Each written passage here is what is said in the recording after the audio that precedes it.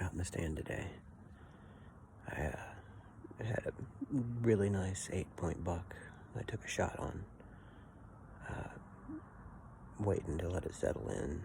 I'm not sure if I hit it or not because it didn't really react like I hit it, but it was already on the move slowly when I shot with my bow, and it looked like it could have hit, but I might have brushed a shot and ended up shooting high.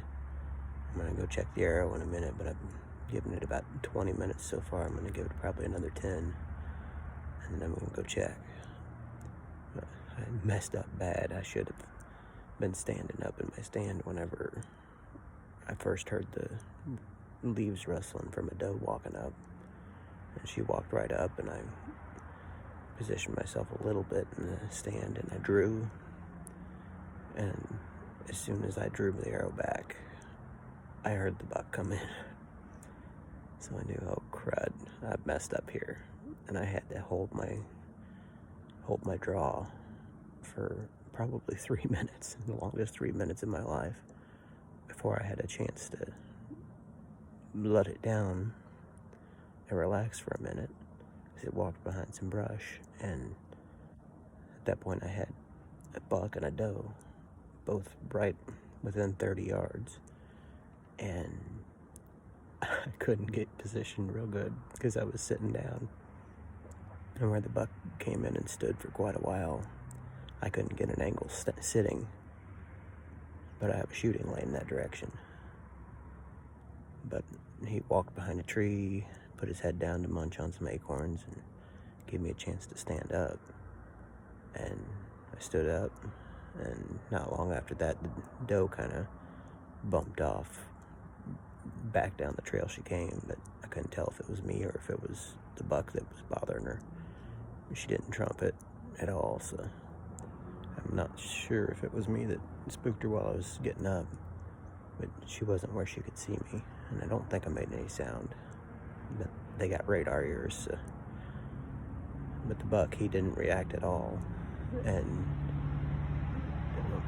sorry about the truck noise, but he turned around and started following her back down the trail, because we're in the signing phase right at pre-rut, maybe even in pre-rut already. Hard to tell.